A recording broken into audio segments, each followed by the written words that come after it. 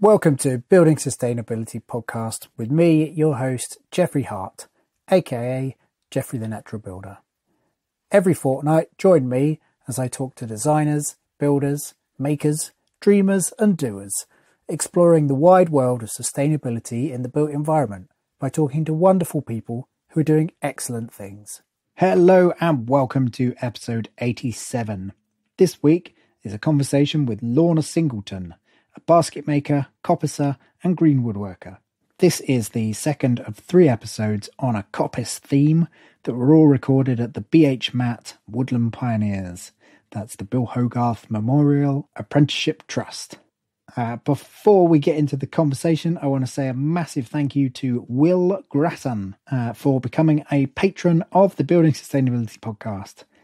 If you are listening and you'd like to support the podcast just like Will, then head to patreon.com/building sustainability and sign up, and you will be a total star. Okay, this episode, I've wanted to get Lorna on the podcast for ages. I saw her incredible work on Instagram. I think that was where I first came across her. It's such beautiful, beautiful work. I'll pop a link to her website and Instagram in the show note, and I'll put some basket shots on the Building Sustainability website for you. This episode was recorded in a little churchyard next to the Woodland Pioneers site, so expect some background noises, planes, dogs, church bells. Also, there is a slightly naughty word in there. In case you are listening with kids, maybe listen to this later. Oh, I should also say that by this point I'd had quite a large glass of wine, so the conversation's a bit all over the place, but we do eventually get to talking about the process of how Lorna actually makes baskets from oak trees. I promise. And back at the end. Enjoy.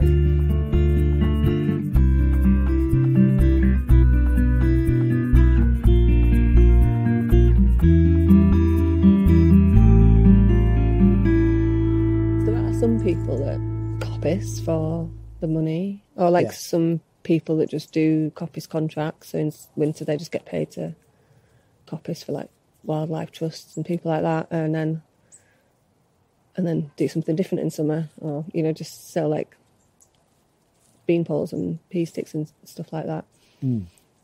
It's interesting that though. I think mostly people in northwest are making products as well from it. And that's where the value comes into. It's like you could sell a raw stick for, I don't know, however many pounds, but actually if you spend a bit more time converting that into a product, then you can sell it for a few more pounds. It's trying to balance up like how much is your time worth, and is the time that you need to make it into, is that does it add up basically? Like, can you get enough to pay you for that extra those extra hours? Do you ever actually sit down and work it out? Or would you be too afraid? I've just done like a professional development course, and I need to do some of that, and it's a bit daunting. I would love to one year, and I say this like I get to kind of like halfway through the year and go, oh damn, I haven't done it yet, but one year starting January and like work out, just plot all my time and work out how much time I'm doing on everything, and like how much time does the woodland management, how much does that cost me in time? And I really should be doing that, to put a value on even just to put a value on the material. Do you know have you ever read Dick Prennicke's? No. He went off and went to Alaska and built a log cabin. Oh right, and, kind of lived the ideal life. But he wrote a diary while he did it, and just he logs everything. Wow. It's like, did 15 poles today. The temperature was this. The ice on the lake was this. This is what you do if you live on your own. Well, Don't have anyone to talk to. But he had all that data, which would then be totally useful. It's really good too. So Owen does a bit more of that. so not on that kind of scale, but like he's got these like just like an A4 notebook, and every day he writes like what he's done. And he can look back and be like, Lorna came to Rive today and made a 22-inch basket, or, you know, like in 2015 or something. Yeah. So, I mean, it's really useful, that kind of thing. And also just that data is useful just to, from year to year, to think, oh, I felled more trees last year than I did this year, or made more baskets, I wonder why, or, is useful and probably pretty essential. But, you know, we're not really... The kind of people that are drawn to this work aren't really the kind of people that are drawn to, like, data collection, or sitting and writing or being at a computer. We just want to crack on and make stuff. So I think that's always a kind of battle of personality, isn't it? Trying to wrestle what you want to do. Yeah, totally. Yeah. God, well, you know, I don't wish I was one of those people, because I like being a maker and a doer. Yeah. But it would be helpful to have that aspect of my personality. I think part of me is, but I just never quite get around to doing it. Like, I really love, really love being... I get very excited about organising things, like rearranging my workshop so it's like really organised and efficient. I love that kind of efficiency, and being methodical, and so I do kind of like that and want to be that person in a way, but I can't quite ever get around to doing it. I just live in a mess. Chaos, creative chaos. That's the other thing. This is a bit on a tangent, but a couple of years ago, the house I was living in was a building site getting renovated, and it just made me realise really clearly how chaotic creativity is in its essence. You need to be like chaotic to let it just emerge and try things, and then I mean, sometimes organised chaos, but sometimes not. But to be able to tolerate that, I need a very neat, tidy, organised home. Otherwise, if it's all chaos, I completely melt down. So, like, I can handle the creativity as long as I've got some calm somewhere. So when you were living in the place that was being renovated, was that utter, like... It wasn't good. Breakdown? Yeah. I wasn't a very pleasant person, I don't think, at that time. And it was a lockdown, so, you know, everything was difficult anyway. Okay. Yeah. Yeah. All of the bad things. All of the bad things. It's good to realise those things. I don't know, sometimes you don't really ever... I don't know, you don't really ever face them, or you just... Things just get emerged, things just get merged into your personality or the way you work, and you don't even realise you've adapted to them until it's difficult. And then, so I hadn't really realised that side of being creative was necessarily chaotic. Yeah, it's definitely chaos in my life. It's essential, I think, though. Anyway, we've... that's total tangent. But, I guess, so you've done the apprenticeship. Yep. What did you go into the apprenticeship kind of wanting to be? Like, what was did you have an outcome? No, it was more just some kind of, like, a calling, I suppose. I wanted to move back home, and try and find some sort of way of life that wasn't working in tourism and hospitality. Because that's the norm. That's the other, Yeah. Yeah, so it's quite hard to...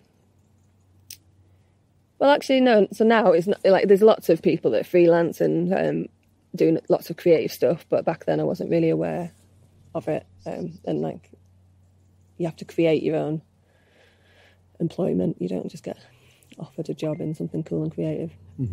So, part of it was wanting to move back here, wanting to do something outdoors. I mean, I think all of these things I realised afterwards, I kind of found it and then thought, oh yeah, that would suit all these parts of my personality. I like to be my own boss and do what I want to do, to do something creative, and always a big driver was wanting to do something that, well, not wanting to do anything that was negative on the environment, but actually it's even better because it's really positive. So that was like a total bonus. So yeah, when I started the apprenticeship, I didn't really know what part of it I was gonna like. Or what if I was gonna pick a craft, or I didn't have any idea really. I was just going in. And do you remember like a moment when particular things kind of jumped out at you and you went, oh yeah, that's going to be my thing? Yeah, so it was even before I started the apprenticeship. A friend I was living with at the time booked onto Owen's course and said, I think you'll like it, come along. So I did. I went on that Owen's 3-day course making a swill basket, and that was like, wasn't like a major like light bulb, this is it, it's like fireworks moment. It was just like, yeah, I could do this. This feels right. And so I did ask Owen if I could be his apprentice, like official apprentice, and like at that course, or no, it was a bit later when I applied for the apprenticeship and didn't get it. And so at that point I asked Owen, and he was like, I just can't really fit an apprentice into his life, but he did think I had an affinity to the material, and he'd happily like show me and give me some time. So yeah, but then when I did then got an apprenticeship place, and in the first year I tried all sorts. I was trying like weaving hazel hurdles and making gates, like cleaving oak for gates, and tried a bit with a Greenwood furniture maker. Pretty soon realised that angles and accuracy aren't really my thing. Really loved furniture, but it boggles my head trying to get that accurate. So like basket in a way is really, really suits me as well, because it's a continuous like wrestle with the material. You're continuously like battling it, and you can manipulate it more as you go along as well. So it's not just like this like hole that you drill determines how the whole thing looks. It's like more of a continual process. So, and I'd always done a lot of textile stuff as well, so basket making just worked for me. Yeah. I understood how to put stuff together. By the end of the apprenticeship, I'd got a bit more into like I got to sell firewood and make charcoal, and like mostly because of the business I was in, I suppose. The business I was apprenticed to was hazel restoration and doing a lot with hazel, and so I'd gone down that kind of route. And right at the end of the apprenticeship, I slipped 2 discs in my back. Oh no. And had to have like a year and a half off, like just lying down or walking. I was all I could do, lie down or walk. So that was like a good cut-off point of like, because it's really hard when people are asking you for something. It's really hard to say, no, I'm going to make these baskets that I take ages making at and can't make any money from, but I want to do it, rather than like accept the money that people are trying to give you. But that was a good point to draw a line on other things, because I physically couldn't do it, and I spent a bit more time learning how to weave, and then that's what I've focused on mostly since. And did you start your business? So my understanding is the 3rd year of the apprenticeship is kind of starting your business. Did you start it being a basket maker?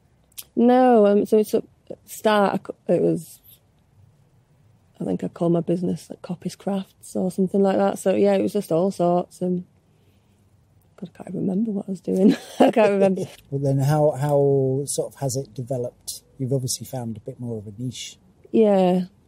So, yes. I can't remember when it was, if it was at the end of my apprenticeship or just after. I went on a course, a basketry course, making ash baskets with Jamin Uticone from America, and learn how to make his like fancier baskets. And then I suddenly thought, oh right, yeah.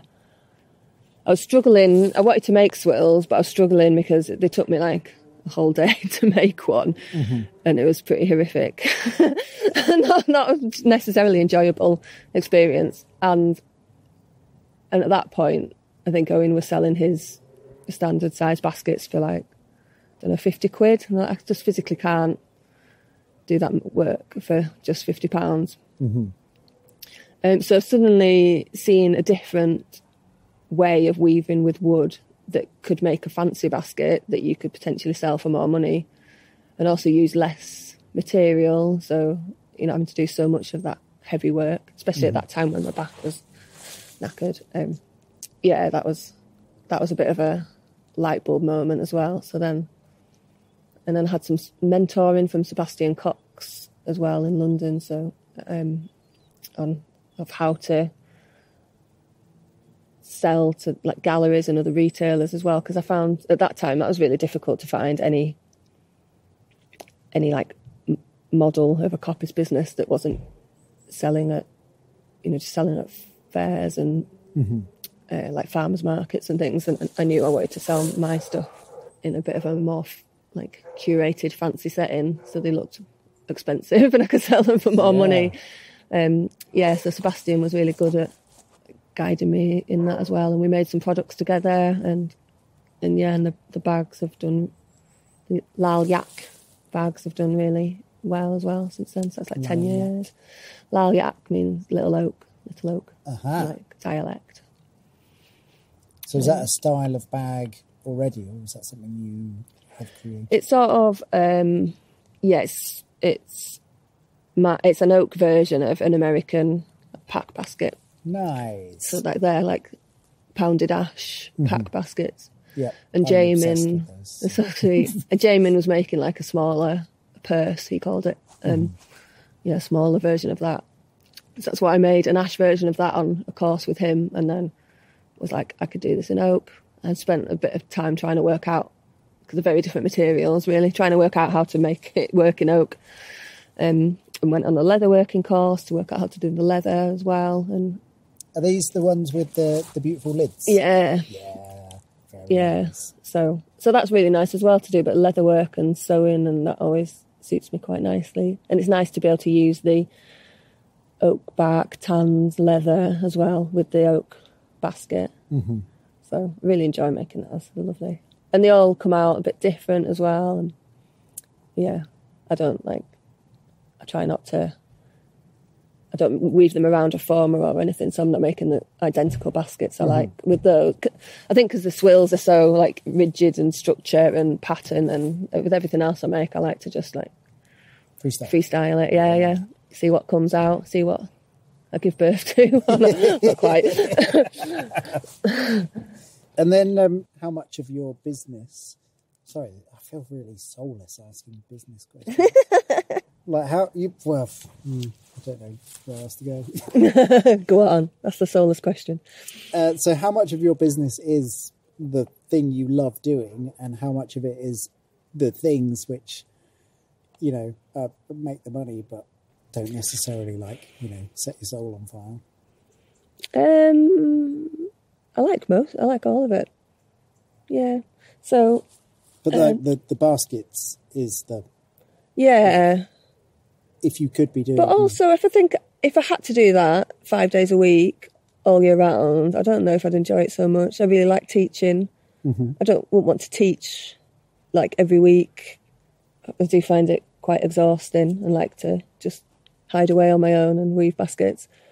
But also it's nice to get out and be sociable. So it's a nice balance between, being on my own in the zone, weaving by myself, and then getting out and meeting people and sharing the skills. And they're the main income streams, really, like teaching and weaving and making baskets. Yeah.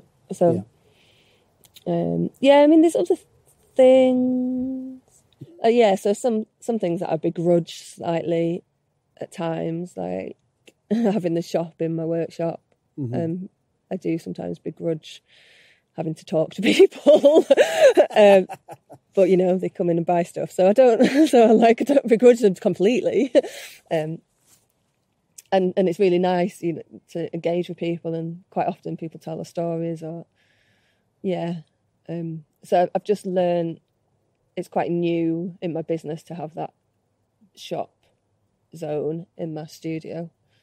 So I'm like just learning really how to manage that time a bit more. So I'm open at certain times and not open all the time. So I've still got days where I can, stick my headphones on and ignore the world. Mm-hmm. I think it's just about trying to find the balance. I think it's quite a good balance of, being in the woods, making stuff, being out, being sociable. So actually, too much admin time, which I'm sure everyone says. Way too much admin time. I'd quite like to get someone else to do that. Mm-hmm. Outsourcing the admin. Social media. Oh, but then there's always a but. Yeah, social media quite often. I mean, I don't do it very well or very often, and sometimes I hate doing it.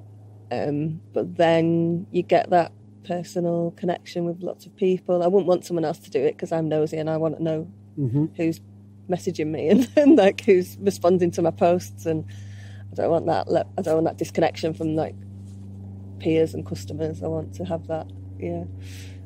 So even the bits that I don't particularly like, I still quite like in a way. It's sort of it needs to be in moderation every part, doesn't it?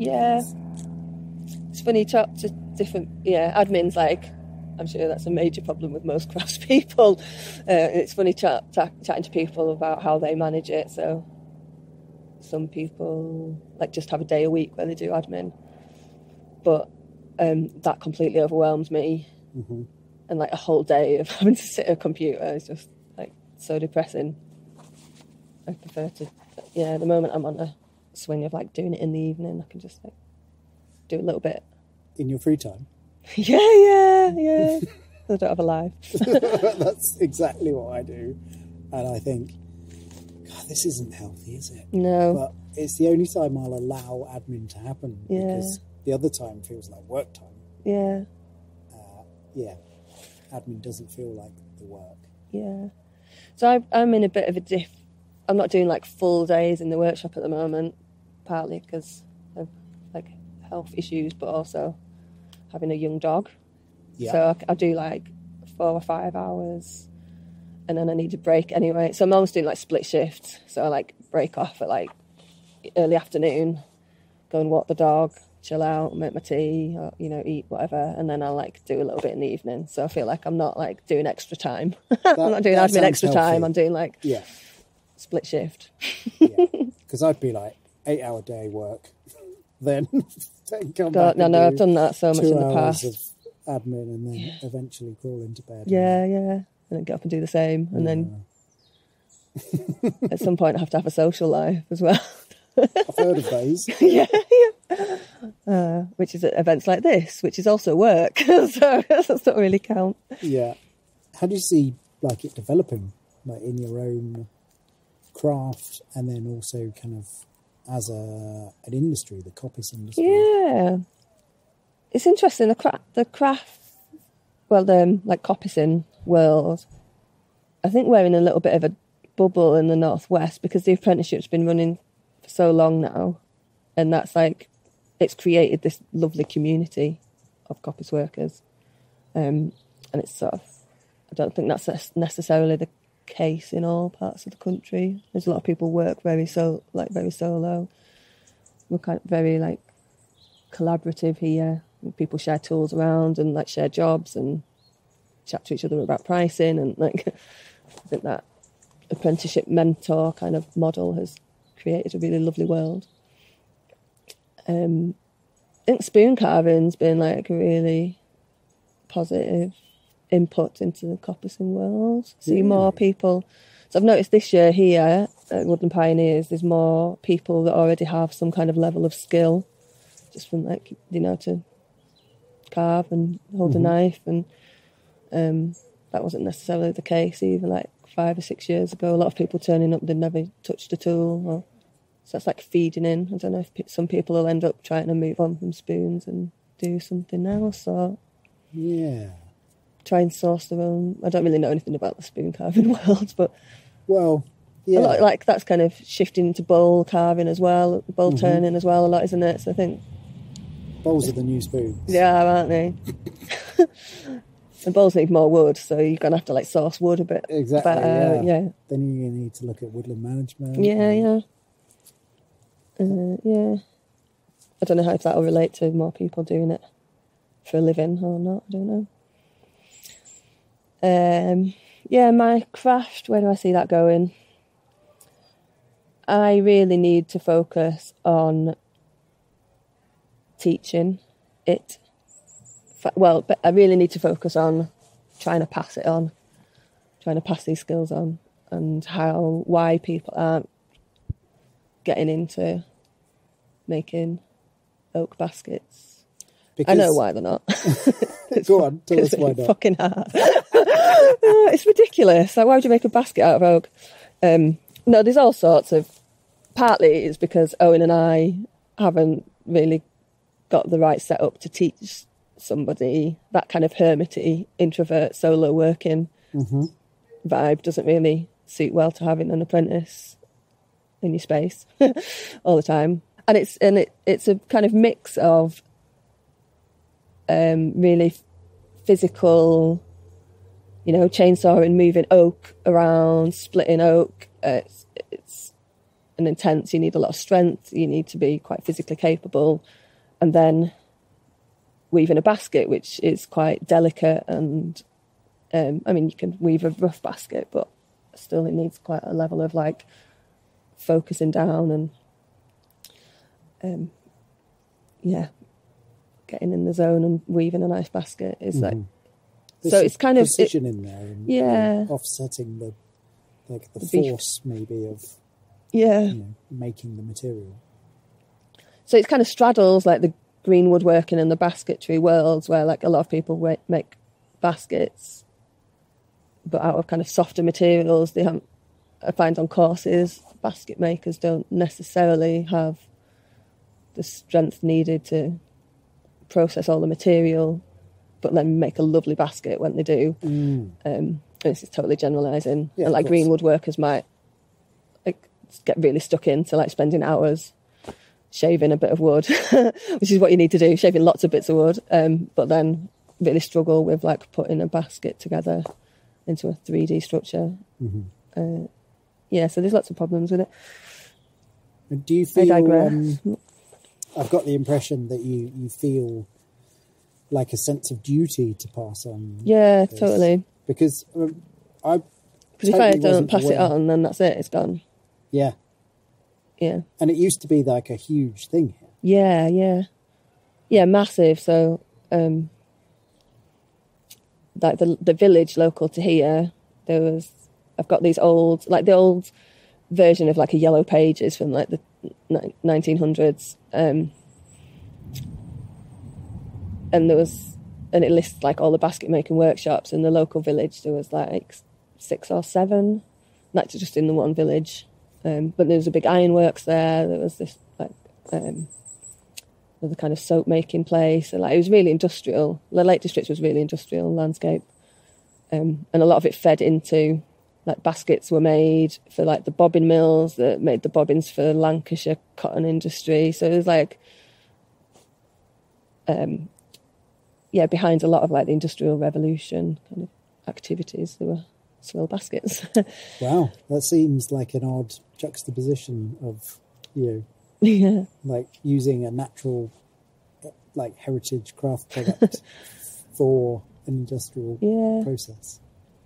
Yeah, so they uses like weights and measures quite a lot. There was one that was made that was like a scoop, like pointy at one end and like scooped, and that was used for shoveling coal into steam trains and ships. Really? Using oak to shovel coal? Yeah, they make a basket to shovel coal.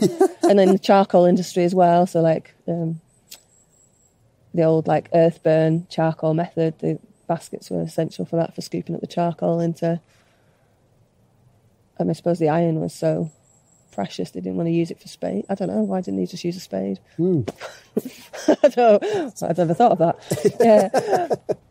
Yeah. So in that village where there's like 6 or 7 swill workshops, they'd have like, you know, up to a dozen people working in there, and apprentices and masters, and that all across South Cumbria, there's multiple villages with that many workshops in it. It was a big deal. And how many oak swill makers are there now? 2 full-time, 1 part-time.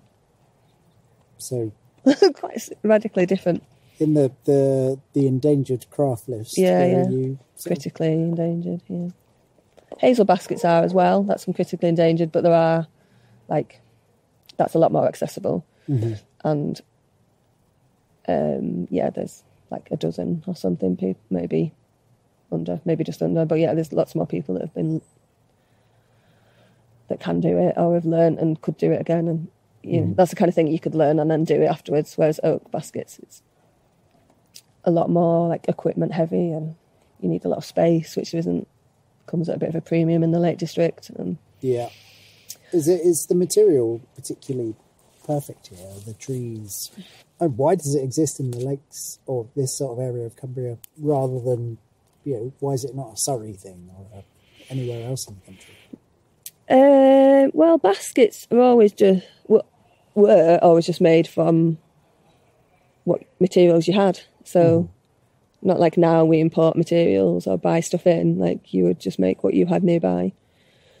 We do have a lot of oak. I suppose a lot of the, like in the history of Cumbria, a lot of the flat land is agricultural, and the rest of it is like craggy, inaccessible woodland.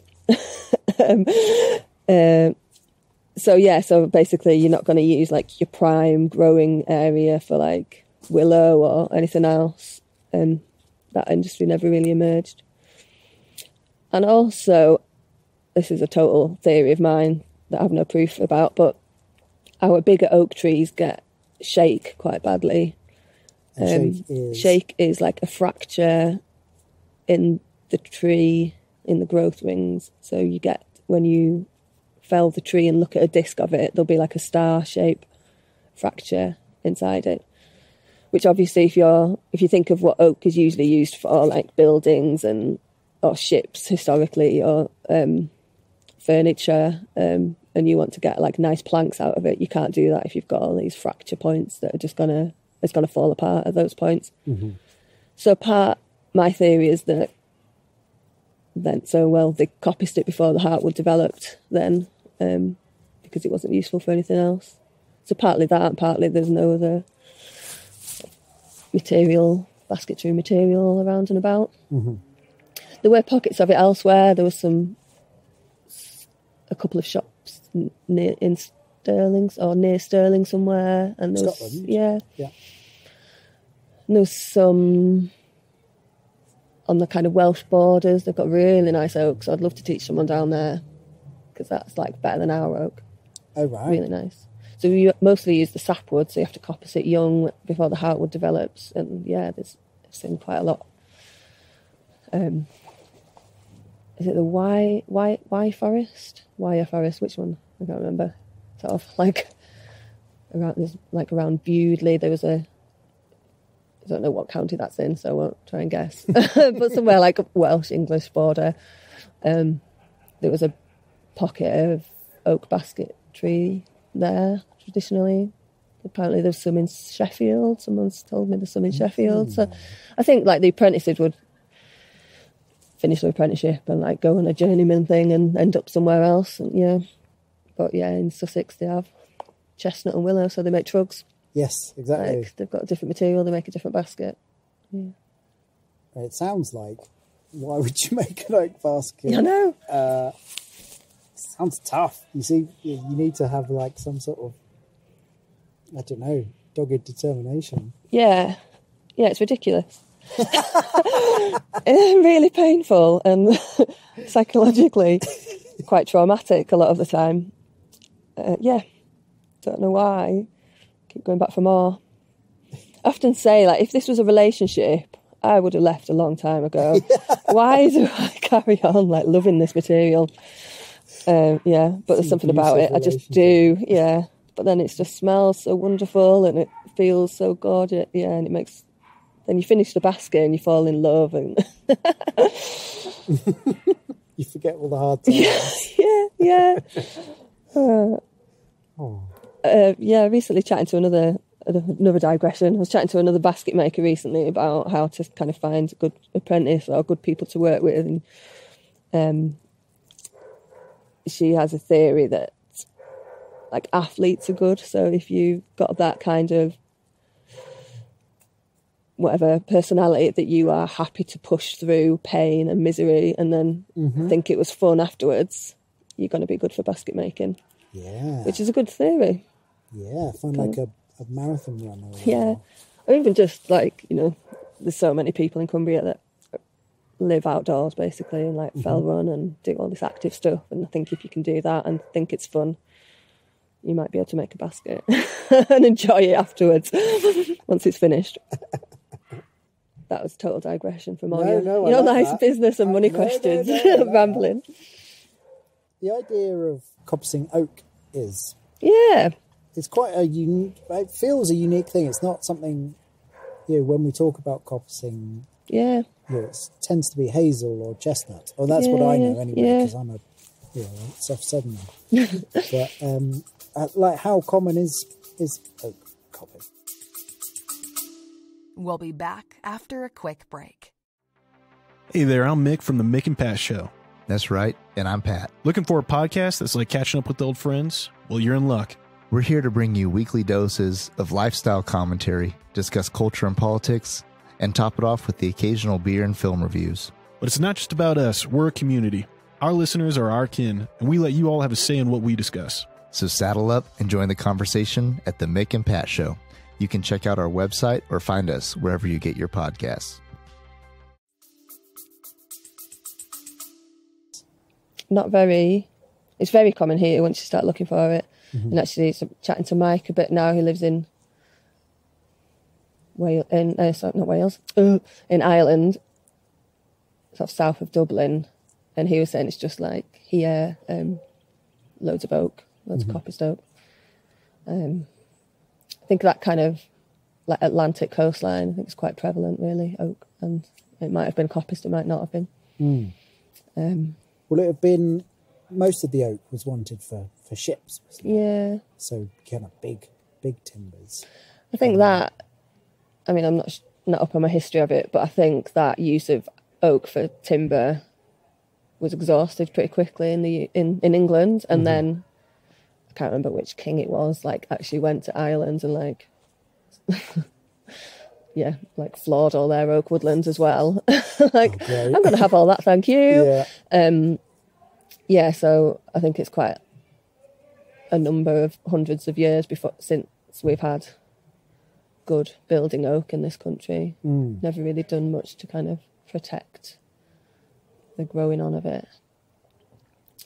So what? Yeah, the oak we use is sessile oak. I think that's different. I think generally the oak that's built for that's used for structural stuff isn't sessile oak. It grows how we want it to grow, and that's like a very northern and western sort of rainy environment, rainforest tree. Yeah. But yeah, it blows my mind constantly. I never quite think it's going to work until you go in spring and it's sprouting. You're like, my God, my babies are working. It's unbelievable. But yeah, it's great. We chatted a little bit yesterday about the sort of magic of it. It's storing its energy in the roots. Yeah. And then sort of springing back. Yeah, the woodlands we're working in haven't been coppiced for maybe 50 or 60 years. So we're often dealing with bigger oak than is preferable and not as densely stocked as we would like as well. So we also do quite a lot of planting up in the gaps. There's a few patches in the woodland that have just been really big empty patches. So we'll I say, Owen does the brunt of the work. I'm totally stealing the glory. He collects acorns and like chits them on, and then we like plant thousands of them. And also like naturally, some of it happens from the seed anyway in the soil. And the comparison between how quickly they grow and how quickly the regrowth grows is just incredible. Like the regrowth will be still on an oak can be like 6 foot in a year, which is what you'd think from like a hazel. And it slows down a bit after that. But yeah, you get these massive bushy, like there can be like 50 or 60 stems and 6 foot high, because it's got all that mature, the mature root system. It's got all that energy stored in the root system to send those shoots up. Whereas like the little one that you've planted, the little oakling, just hasn't got that much energy to send it up, and they grow like a couple of inches. It's cool to see the difference. And there was, I think, one year we even had some that were a bit, that they should have been planted out sooner, so they were like a couple of feet high by the time we planted them out, and they've done all right, but yeah, nowhere near the vigorous growth of coppice. It's incredible. That's what it's all about, isn't it? Well, yeah, working with nature, like harnessing its natural tendencies to our advantage. But it seems like it's a really forward thinking, like, you know, that obviously the thing you've coppiced started off as that little single, you know, seedling, and then it's taken its time, and then every time you coppice it, it's going to spring back harder. So it seems like an efficiency thing. Using the system that exists for, I guess, the tree's protection. Is that sort of what it is? Yeah, so there's the theory that it was like the megafauna, is that the right word? Like when England had like mammoths and whatever, like that the trees would get trampled or eaten, and then that's their like survival mechanism to grow back after trampling. Go back hard. Yeah. Go and have it. Is that the best you can do, mammoth? Come on.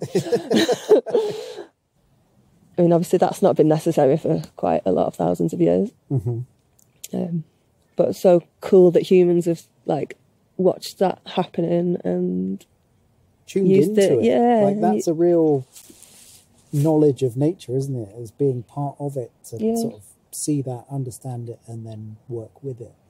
I'd love to know who made the first oak basket. When. I mean, that kind of baskets don't survive well in the archaeological record because they just rot. Or like people wouldn't have even kept them. People like, you know, you get a hole in it, you just chuck in the fire. Yeah, but I'd love to know what lunatic thought that was a good idea.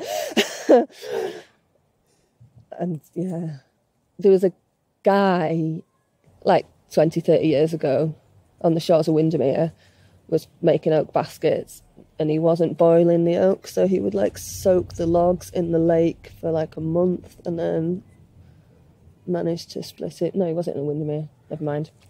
Anyway, but yeah, he would soak the logs in water for like a month and then managed to like split them down and make a basket out of them. So I suppose maybe that was like an earlier form of just soaking it. Because I guess that's a thing we haven't spoken about. The process, like we've talked about how involved and hard work it is. Yeah. Like what actually is the process? yeah. Just mystically saying it's really difficult. You just have to believe us. So that you get an apprentice. So you fell a tree, fell an oak, preferably one with a small diameter with lots of sapwood. Split it down with wedges. So you actually chop it into like set lengths at first, which become the different components of the basket, then split those down with wedges before we extract it from the woodland. And then, so like a 8 to 10 inch diameter stem of oak would get chopped into like 8 or something. And then we knock the heartwood off, so you've just got like a billet of like the edge of a pie, like a billet of oak, and that goes into a big metal trough, like a kind of agricultural trough, it looks like, and boiled up overnight. While that's getting up to a boil on the first day, a hazel sticks a dress, like a side off that to create one, one edge down the side of it, and that gets steamed in the top of the boiler and bent around, and that makes the like rim of the basket, which is called the boule. And then the next day, once the oak's been like boiling overnight, the next day it's split using a riving knife, but it's just like kind of like a throw blade, but the handle just comes off the end rather than sticking up at a right angle. So it's just a blade, and you knock it in to the end of the wood and then tear it apart. And you just keep doing that and doing that and doing that until you get a almost weavable bit of oak. What sort of thickness would that be? Well, sort of like 1 to 2 mil, probably. I mean, it depends on how nice the oak is, and it's more about the feel than the look of it. But about a couple of mil. So that's like a whole day of riving out of the boiler. It's really nice and hot, and you have to like slap your thighs to cool your hands down. It's quite fun, and it smells amazing, like hot apple, like stewed apple, or it smells kind of vinegary sometimes. Like a sort of like really tanniny red wine. Oh right, okay. Yeah, I suppose that's the tannins. Yeah, it must be just the tannins. I'll have to try and smell that one next time. Think about the red wine. Yeah, so you get this like oaky facial every time you open the boiler, like steamed oaky facial and black hands. It's a great beauty look. And those bits of the basket can dry, so you can dry those and store them. And then when you want to make a basket, you have to soak them overnight. I just soak them in the beck, the stream in my workshop, and then you have to dress them. So certain parts of the basket you dress with a draw knife on the mare, and other parts you scrape with a knife on your knee, a bit like planing it, but just with a knife. Mm-hmm. That's to make it a bit thinner, is it? Yeah, it takes off like the ridges and makes it even along the length. Sometimes, like if the material's really good, when you get it out the boiler, you can rive it to like almost the perfect. But generally, it's not that nice, and you have to do quite a lot of work with a knife. And then you weave it, and the weaving a basket takes me like 4 hours after you've done all that other stuff. So yeah, it's quite a long process. Yeah, pretty involved. They're all involved processes. Yeah, and it's not like you can't just go, oh, I've got a spare couple of hours, I'll weave a basket. You just have to be like the night before. But in a way, I prefer that to like willow, that you have to soak for like a week or 10 days. Whereas at least with an oak, you can be like, oh, I've got a spare day tomorrow, I'll just soak it now and weave it. So in a way, it's like a bit freer than some other basketry, but you just earn it earlier on. Yeah, I think that sort of that loops back to the earlier thing about tracking time and understanding what all those processes actually take. Yeah. Like, there is a whole lot of time before you sit down and weave a basket. Yeah. Which is making the material. Yeah. So.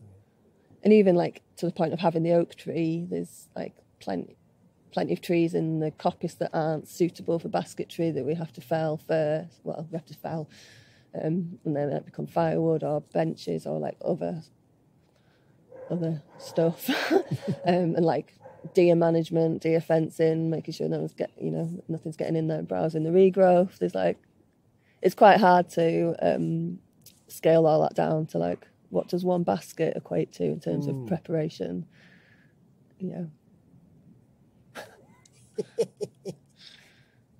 But it's fun, very varied and fun. most of the time. It's a sensory experience. It smells great, it looks great, feels great. People love them as well. Yeah. And they're absolutely nails. I've got one that a lady's just given me that she was like, that came from her husband's farm, and it was probably at least 100 years old. It's in top nick. It's great. It'll have been used and abused on the farm. They last for a long time, and you can repair them as well. So I feel like in the life cycle of the product, the amount of time you put into making it balances out in the like length of their life. Mm-hmm. Is it hard to price for that? Yeah, hard to equate that for the buyer to think, you know, I'm buying a product for life rather than the throwaway, you know, sort of pound shop thoughts of just buy lots of things and wear them out. Yeah, that's where you've got to kind of take on the culture, take on societal norms. People, it takes somebody who really knows their style and isn't really just following a fad or a trend. Like, to invest that much in a basket, you have to know you love it and want to have it. But a lot of people come back for more, like buy more or buy them for presents. Or, you know, once you're hooked, once they're hooked on them, that's it. It's hard to like convey that though, or like to think, well, why should someone be bothered about the amount of time it's taken me to make it?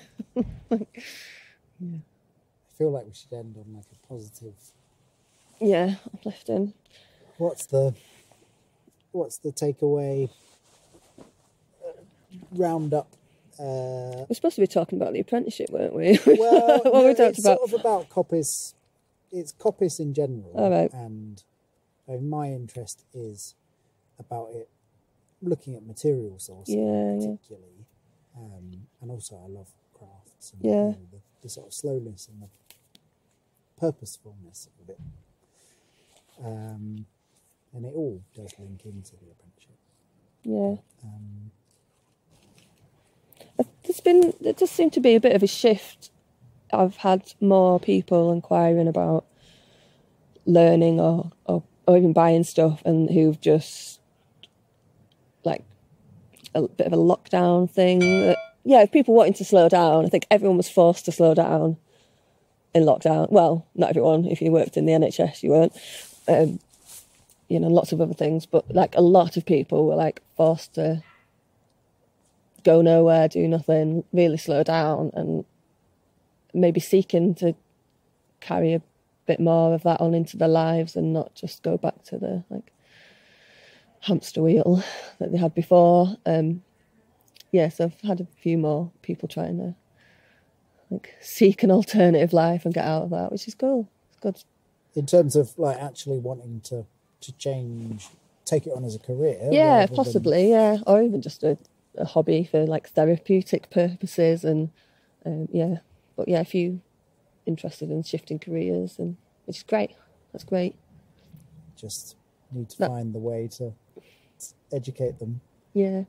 Without giving up your So I've got my like shameless plug. I've got Oh yes. No, sorry, that was totally the thing I wanted to talk about. Yeah, so I've developed a year-long course.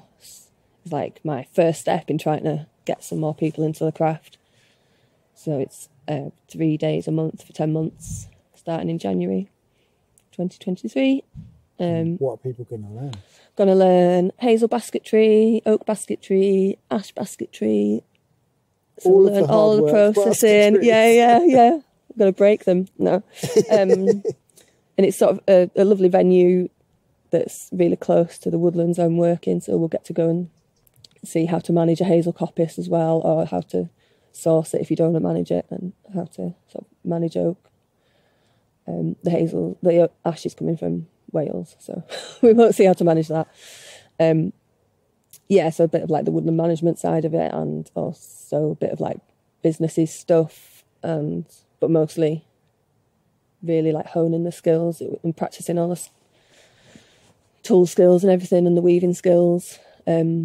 Just to try and offer something more than like a weekend course, because you can't expect someone to come and make a basket they end up a bit shell-shocked and leaving thinking, what the hell have I just done? How did I do all that?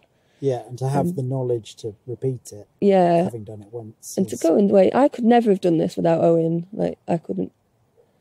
There's so many times when you just need you need the morale, and you need someone to egg you on and like comfort you, and like just need the moral support. So there's no way someone's gonna come on a weekend course and then go off and make them and set up a business. There's a need for some kind of longer support structure. Yeah. And that's something I really want to try and build, more of a community of weaving around me as well. I don't really want to weave by myself. I want a community around me, and for that to happen, I've got to create it. So I'm trying to work out how to do that at the moment. Yes. Get more people into it. How do people find out about the course? It's on my website, which is lornasingleton.co.uk. And there's a Learn to Weave page on there. And the course is called Wood Water Weave. Wood Water Weave? Yeah. Nice. Like it. I now understand the relevance. No, you get it, yeah. Because that is a really essential, essential part of the oak basketry in particular is like the whole landscape. So you need that running water that we have an abundance of from the sky. So you need, as well as the woodlands and working with the trees, you're also really like aware of water. And I can hear there's a little waterfall at the end of my garden, and like you just like subconsciously tuned in to when it's like a total torrent and like, oh my God, is my wood going to have washed away? Is it in the estuary by now? There's like the water side of it is quite big as well. We don't really often talk about that. Yeah. That's fascinating, because I mean, a friend of mine says she's a plasterer, and she says, I don't work with plaster, I work with water. Oh, well, yeah. And it's, the understanding of the moving of water is so sort of essential to, I think it's overlooked. Is the thing. And there's fire involved as well, which is always good fun. But yeah. Perfect. And that's bloody brilliant. And that's way quick more one. Way more than 20 minutes. I wonder if you'll have any venison stew left.